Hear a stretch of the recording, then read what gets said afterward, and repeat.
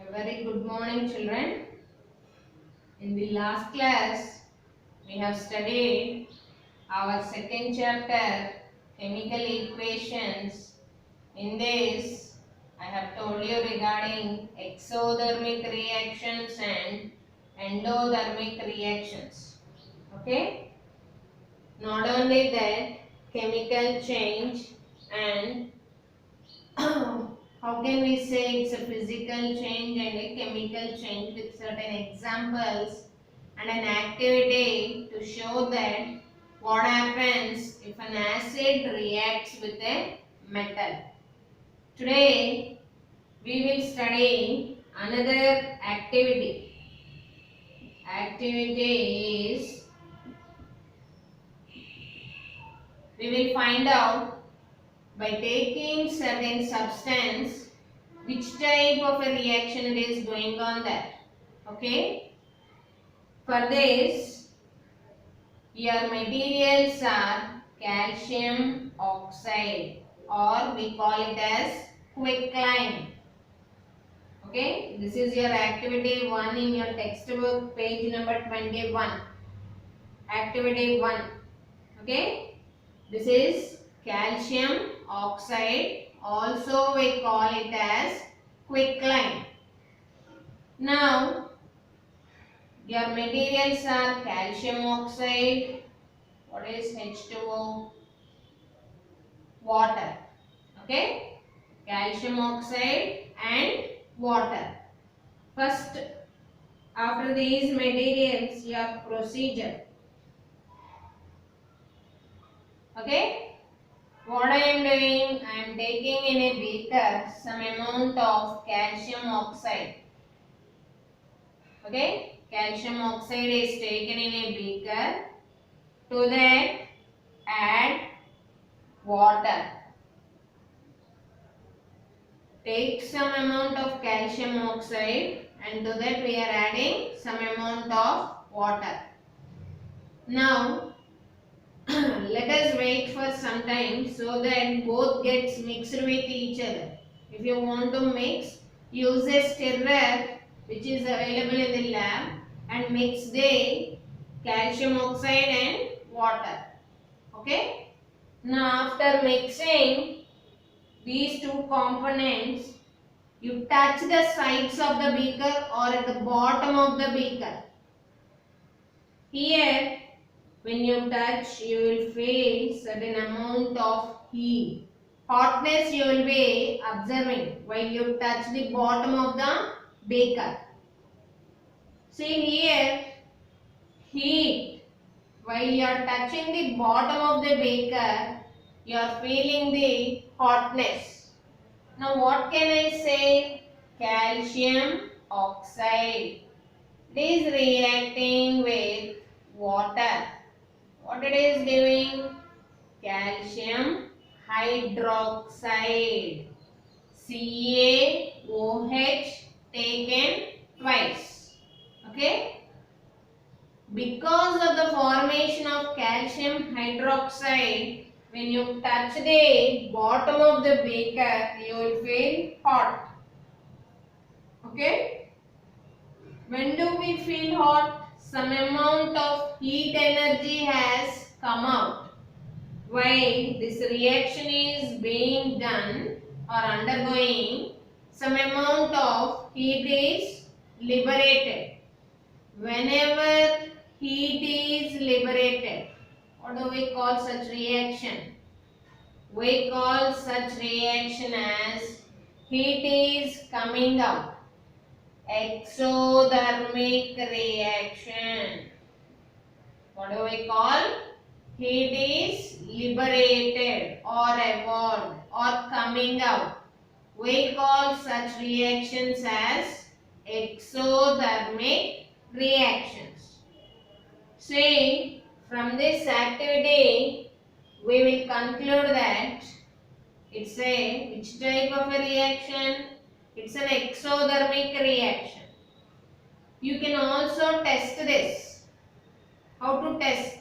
Whether the product formed is an acid or a base. Say you have litmus paper to test whether it is an acid or a base. For an acid, you will be doing a blue litmus turns to red. A red litmus turns to blue. For which one? A base. Take a red litmus paper and dip it in the beaker after the reaction has undergone. If your red litmus paper turns into blue, what happens? If your red litmus paper, your red color litmus paper turns to blue, we call it as a base. Okay? Remember children, these litmus papers are used to find out whether it is an acid or a base. In the next chapter, not only by using the litmus paper, you will be having indicators like phenolphthalein and methyl orange. By using these litmus papers or indicators, we can find out whether it is an acid or a base. Okay? This is your activity.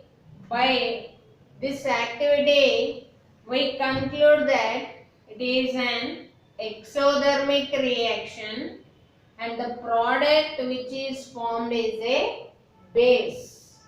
Okay? For bases, always your red litmus paper turns into a blue.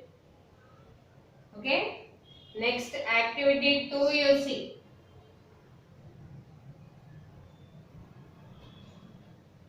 See here, in this activity 2, you will be knowing about a new term called PPT, means precipitate. Precipitate is a substance, like a solid substance will be formed after the reaction has been undergone. It won't be dissolved inside the liquid. Such substances, insoluble substance, we call it as a PPT or precipitate. Okay? Written here, for this, let us take 2 beakers. Okay? In the first beaker, I am taking Na2SO4. Okay? In the second beaker, BaCl2. What are these? Sodium sulfate, barium chloride. In 2 beakers, first beaker sodium sulfate, barium chloride in the second beaker. To both the beakers, you add 100 ml of water. In both the beakers, we are adding 100 ml of water. Now, mix both the mixtures like Na2SO4 or using a stirrer. Using a stirrer, mix water and sodium sulfate. Using another stirrer, mix barium chloride and water. Okay? Now, after mixing, take this. Do we get a solution of barium chloride there? Here, sodium sulfate solution. Take this barium chloride solution and mix it into sodium sulfate solution. Okay? Listen children, first sodium sulfate, to that 100 ml of water. Similarly, in another beaker, barium chloride and 100 ml of water. Now, barium chloride solution is there in this beaker, and in this beaker, sodium sulfate solution is there. Now, take the barium chloride and add it to sodium sulfate solution. Now, what happens? Sodium sulfate plus barium chloride reacts and forms BaSO4 plus NaCl. Okay, here BaSO4 is a precipitate. That means after adding those two solutions, you will get a white color substance. If you want, in your textbook he has shown you a white color substance is formed, that is barium sulfate precipitate. Okay, such some substance which is not dissolving, we call that substance as a PPT. Okay, by this activity we have found out some insoluble substance is formed which is in the white color. That substance we call it as a precipitate. Okay children, today your homework is practice in your homework book. Activity 1, to show that an exothermic reaction, and activity 2 is a barium sulfate precipitate is formed. Okay children, thank you.